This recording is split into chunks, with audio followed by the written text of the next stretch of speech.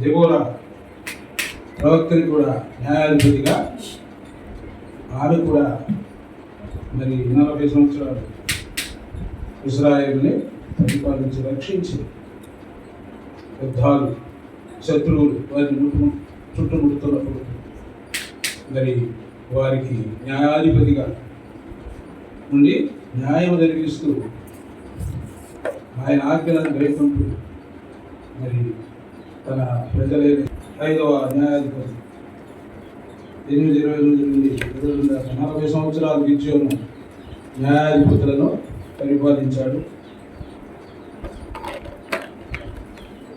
మరి అబీమెలెకు రాజు ఆయన కూడా 3 సంవత్సరాలు పరిపాలించాడు. తోలా 23 సంవత్సరాలు పరిపాలించాడు. తోలా తర్వాత యాయిరు 13 పడతాడు, 22 సంవత్సరాలు పరిపాలించాడు.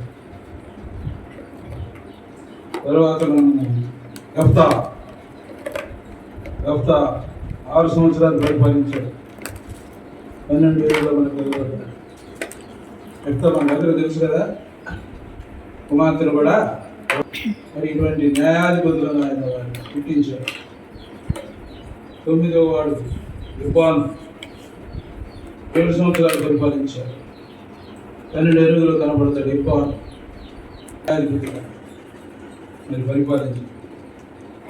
తర్వాత అబ్దోను 11వ వాడు 12-13 పడతాడు. 8 సంవత్సరాలు పరిపాలించాడు. సాంసోను 37లో 20 సంవత్సరాలు పరిపాలించాడు. మరి ఈ యొక్క న్యాయాధిపతుల గ్రంథం ఇది చరిత్ర.